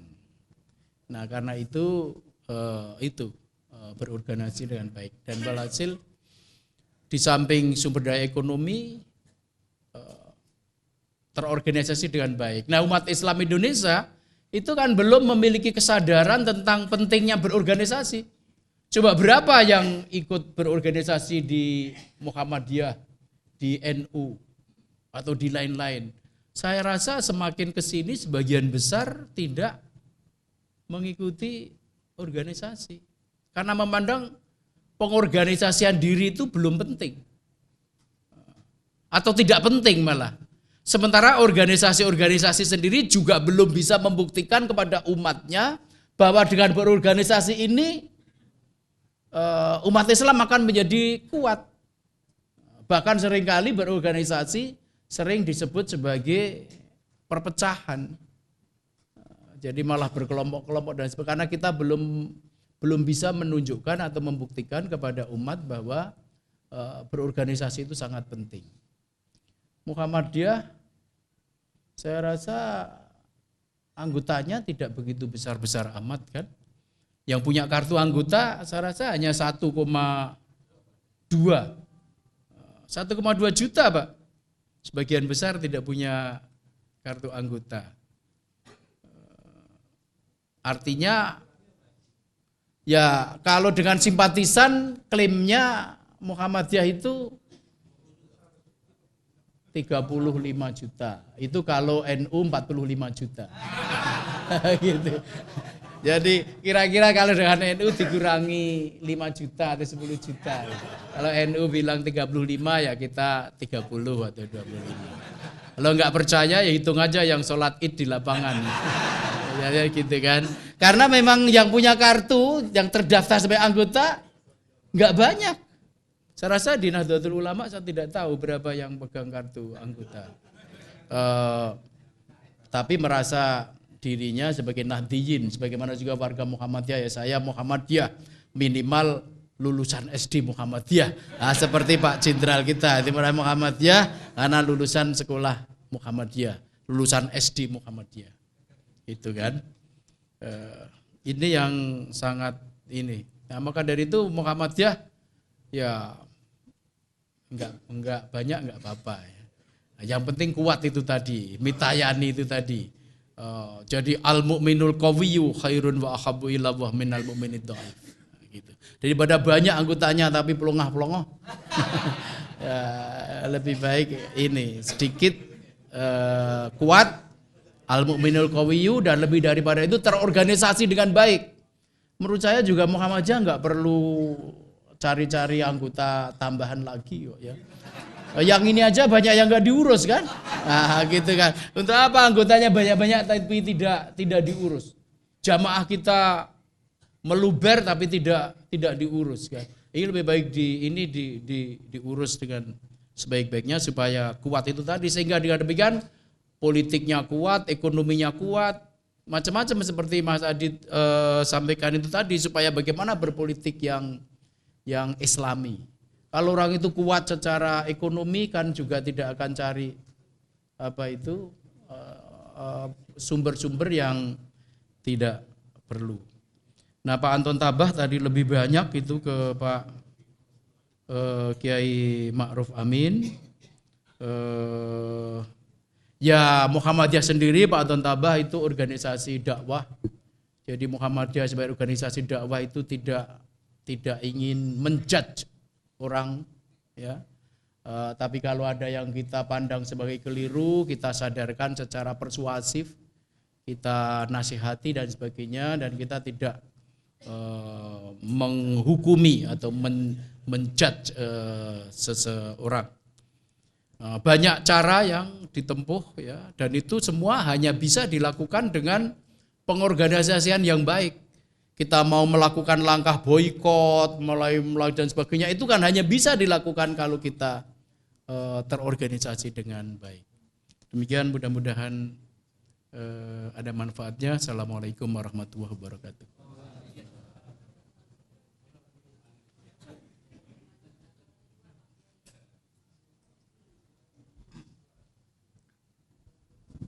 Assalamualaikum warahmatullahi wabarakatuh. Kalau tadi Pak Kiai Tohari itu menghitung-hitung itu, kalau NU itu sisanya saja. Jadi kalau anggota Muhammadiyah itu 30 juta, sisanya NU gitu aja.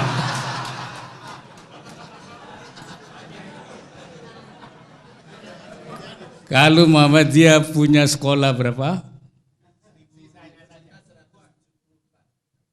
Sisanya NO gitu. Ini saya memang kalau ngitung-ngitung nggak ada yang punya database-nya nggak ada. Oleh karena itu semua jumlah itu rawahu saja. Bukan database tapi rawahu, ini rawahu itu. Pertama saya ingin menyampaikan terima kasih kepada Al-Mukarram Purnawirawan tadi itu yang memberikan memposisikan Majelis Ulama sebagai yang diharapkan itu. Memang kita pernah membicarakan tentang kepemimpinan. Umat Islam itu harus ada imamahnya. Kalau tidak ada yang mengerahkan dan tidak ada yang menggerakkan. Tetapi ketika kita mencari imamah syakhsiyah, imamah personal, belum ketemu.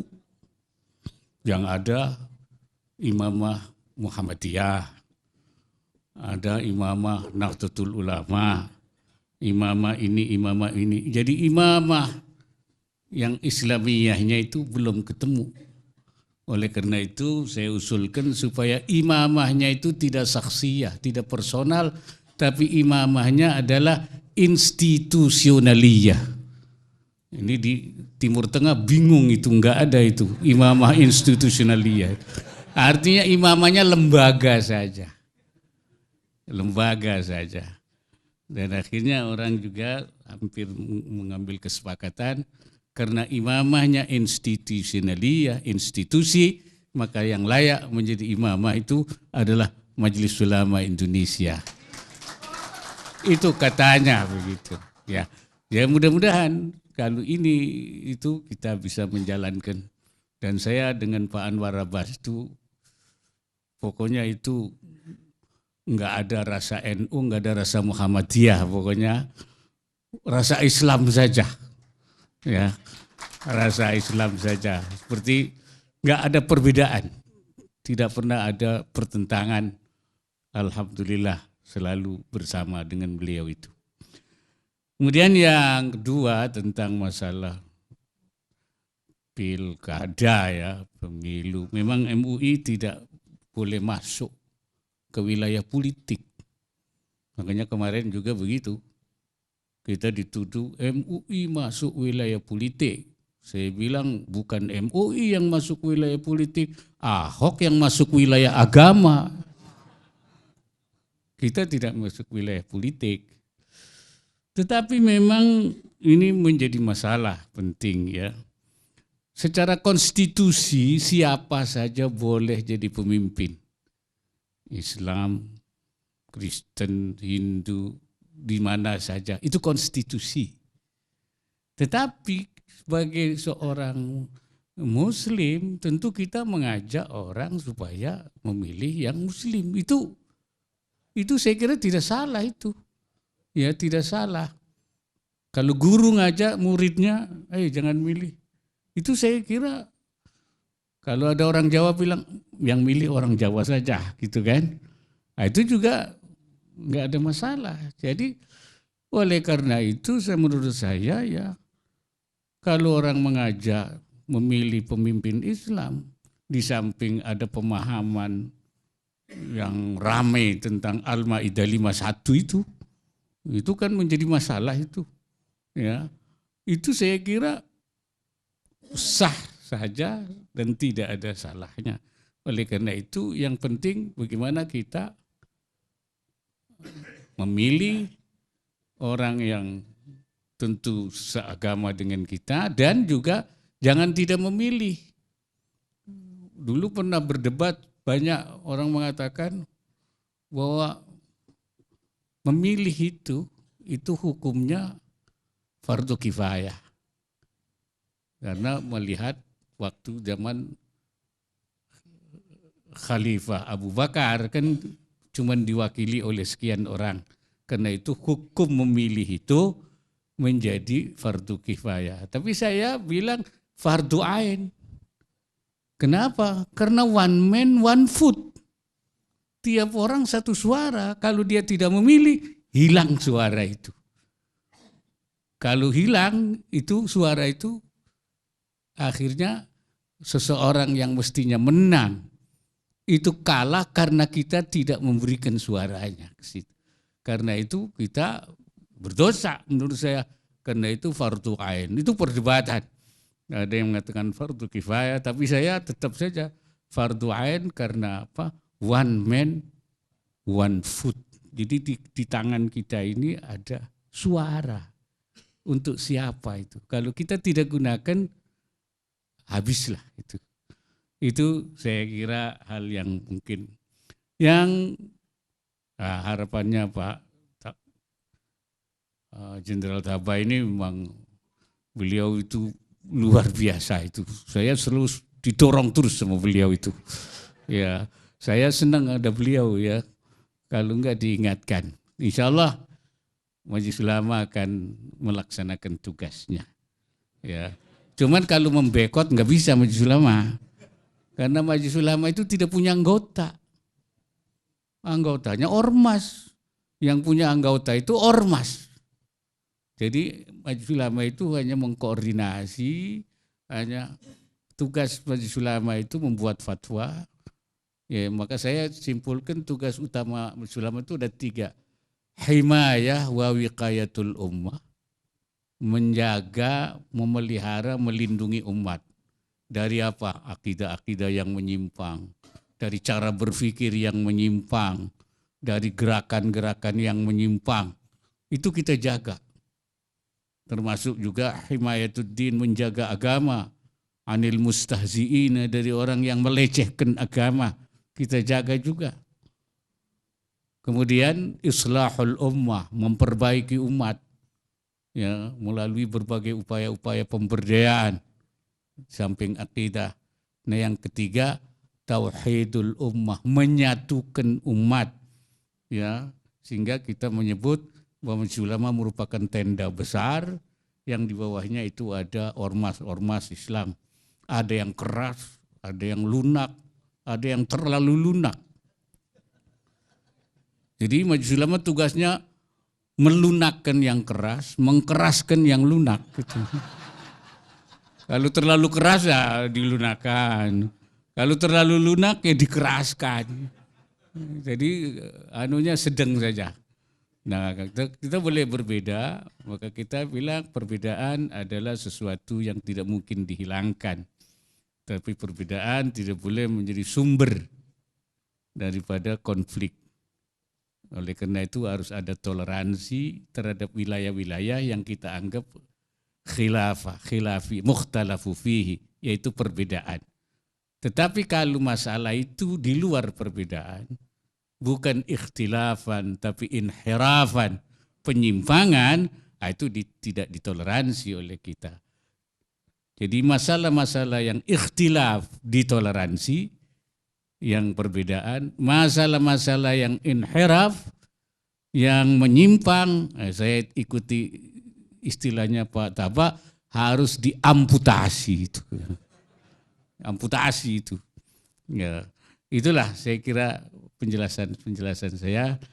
Saya berbahagia sekali malam ini, saya berdialog secara terbuka dan usul-usulnya juga mendorong kami untuk bekerja lebih keras lagi, dan kita bagi Majelis Ulama, Muhammadiyah, dan Nahdlatul Ulama, saya kira 3 lembaga yang dianggap memiliki potensi besar di dalam rangka mengemban umat dan membawa panji-panji ajaran Islam supaya lebih berkembang dan lebih punya pengaruh pada masa yang akan datang.